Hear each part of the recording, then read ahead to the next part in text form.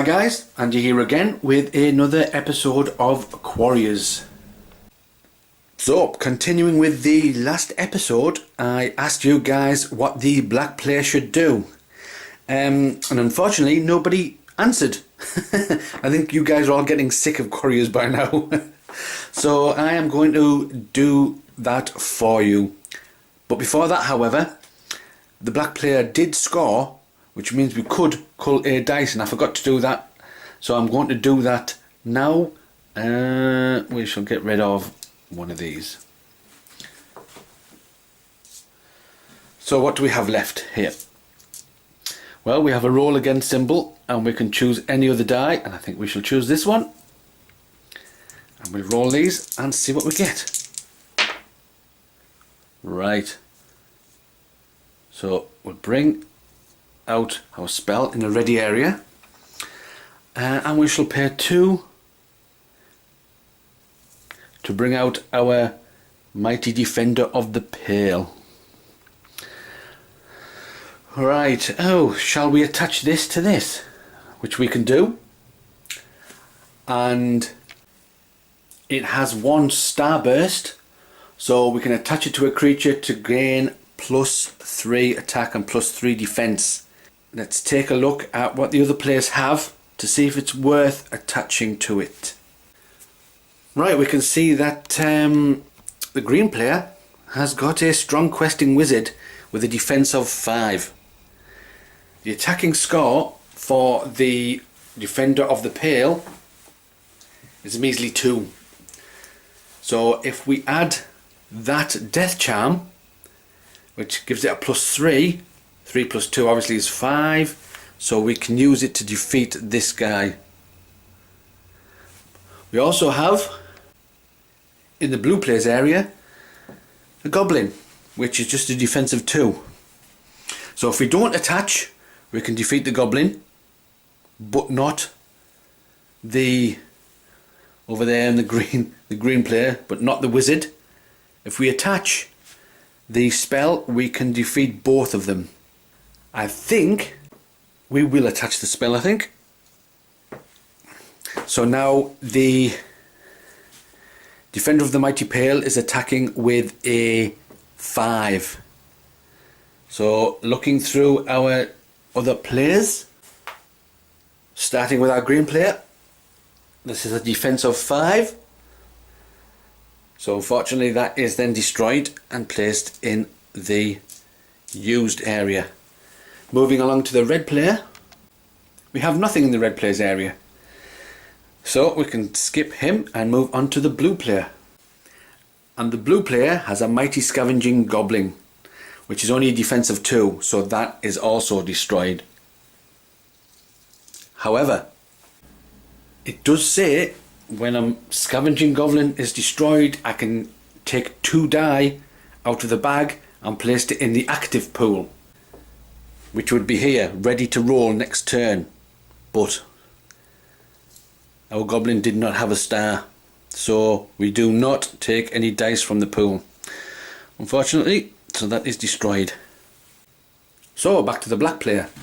That has now been used, and it goes to the used area. So we have 3 quiddity left. What should we spend it on? I think we'll go for a mighty scavenging goblin, because it could allow us to draw 2 die extra for our next roll when it is destroyed. So we'll grab one of them and place it in our used area, and then that is now all used. So that is the black player's turn over. So we'll continue with the next round of Quarriors, beginning with the green player. So here we are with the green player. We shall grab our 6 die. I think there's 1 left in the bag. So we'll put that there ready to roll, and put everything else in the bag.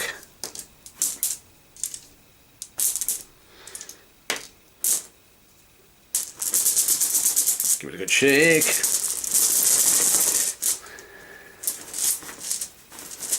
Let's try and grab this 2. So So we've got 3 all in all. So we need to grab another 3. Grab that one, and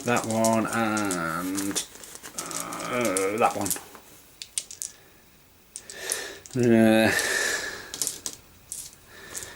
Okay, let's give these a roll, see what we get.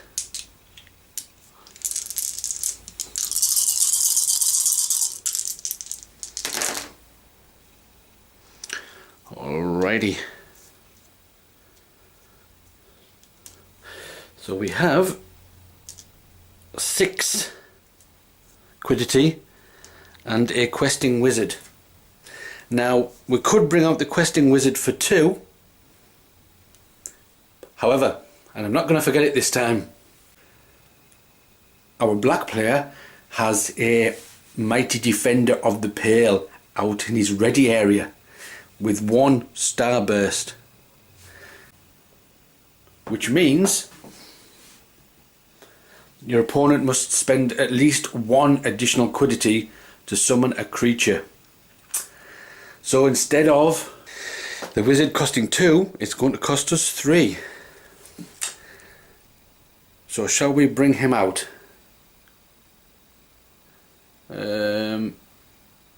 Yes, I think we shall. So 2, 3 quiddity to bring out the questing wizard, and we have 3 quiddity left to spend. Let's take a look. And I think we shall try this life charm. When you cast this spell, any of your creatures that are destroyed for the rest of the turn go to your active pool instead of your used pile. So if I cast the life charm spell, any creatures destroyed are available for me to roll in my next turn. I think we shall go for one of them.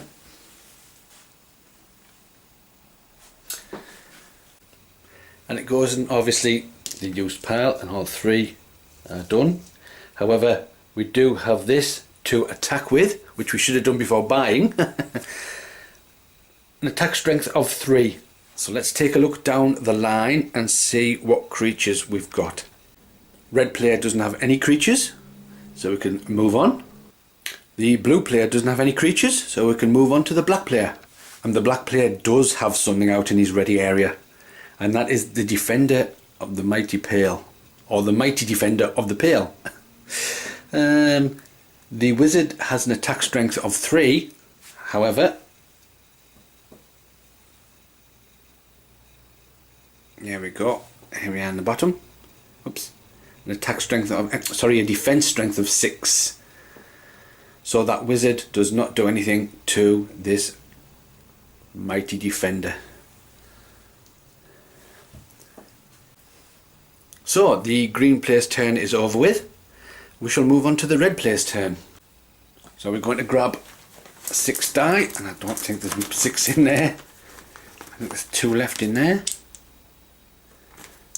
Place those there, and the rest go into the bag.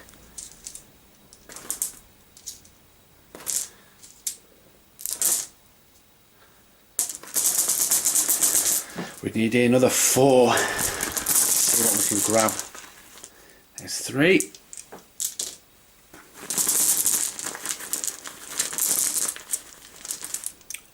4.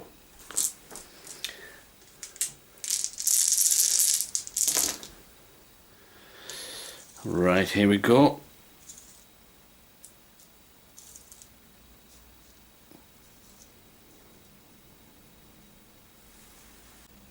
So the red player has rolled 8 quiddity and a strong primordial ooze. Let's take a closer look at this ooze. And you'll notice that it costs 2 quiddity to bring out on the top left, but it has 2 question marks, 1 for the attack and 1 for the defense. So what does that mean?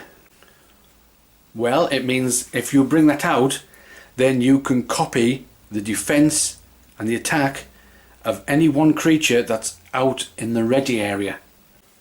We can spend 2 quiddity to bring the ooze into play, and we can copy any one creature that's in any player's ready area. Well, we have the strong questing wizard. So the ooze can take on the abilities with a +3 for attack and 6 defense, or it can take on the attack and defense of this mighty defender of the pale with an attack of 2 and a defense of 6.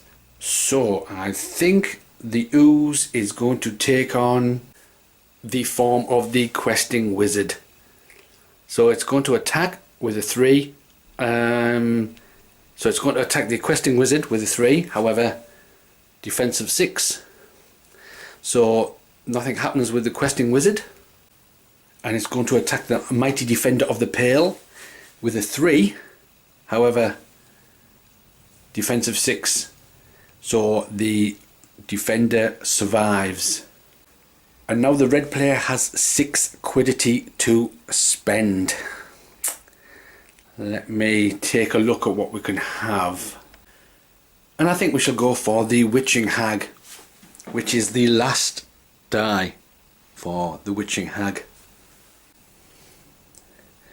which is 5 quiddity, 2, 4, 5.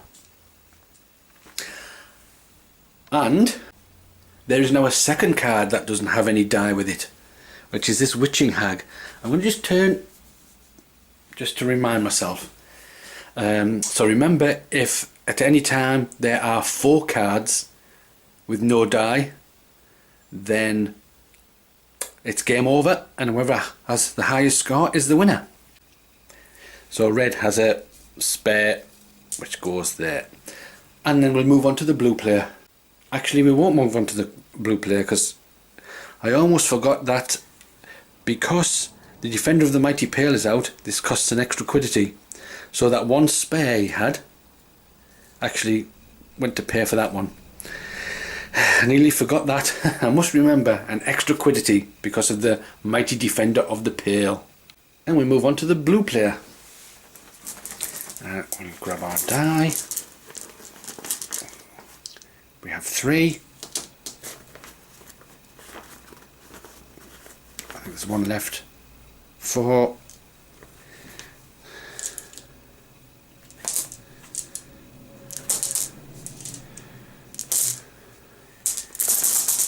2 more. 5, 6. Okay. Give these a roll and see what we get.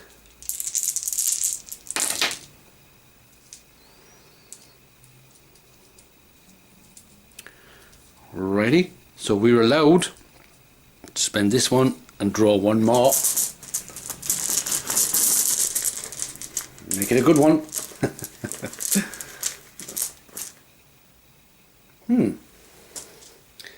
So we'll roll this one and we get a 2. So now we can roll this one and another one. I think we shall roll this one to see if we can get our strong death dealer out. Oh, no, we can't. So we have 1, 2, 3, 4, 5, 6 quiddity. This costs us 1, but because of the Defender of the Mighty Pale being out in the black area, this is going to cost us 2. So we are going to bring this out for 2, and we're going to attack. Now the green player, I'm going to bring the die over, it might be easier. It's definitely defended. This has attack of 3, this has a defense of 6. The ooze, now if you can remember, it copied the questing wizard, so the attack was 2 and the defense was 6. So this has successfully defended as well. And then for the black player we had Defender of the Mighty Pale with a defense of 6, so he has defended as well. So everybody has a creature in their ready area, and he has a 4 quiddity to spend. And I'm tempted to buy another life charm. So any destroyed creatures go in the active pool instead of the used area. So I'm going to grab another one of these, place it in the use pile. That cost 3, 2, 3, and the spare quiddity. So now we're going to move on to the black player. And the black player scores again. And he will score 3 glory because of his defender. So we shall score him 3. 1, 2, 3. He's now in second place. And because we've scored him, we're allowed to cull 1 dice. And I think we'll cull the brown one. Get rid of that one. So now we get to the dice rolling. Let's see what we get. 6 die. 2. 3, 4. Oh dear.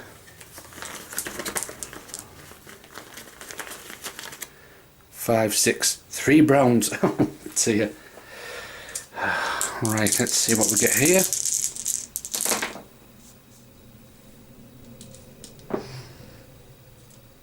Right.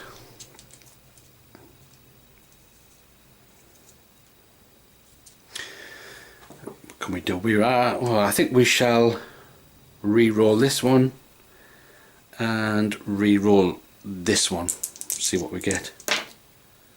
Okay.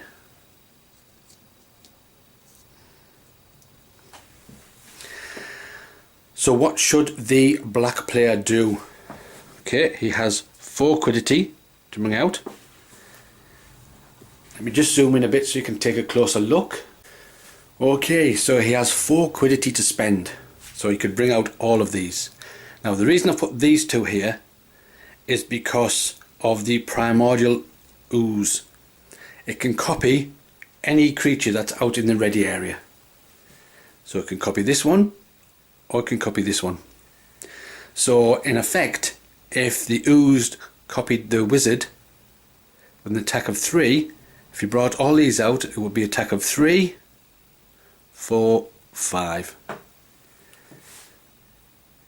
So what should the black player do?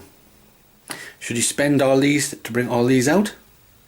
Or should you not bring any out and use these to grab something else from the wilds?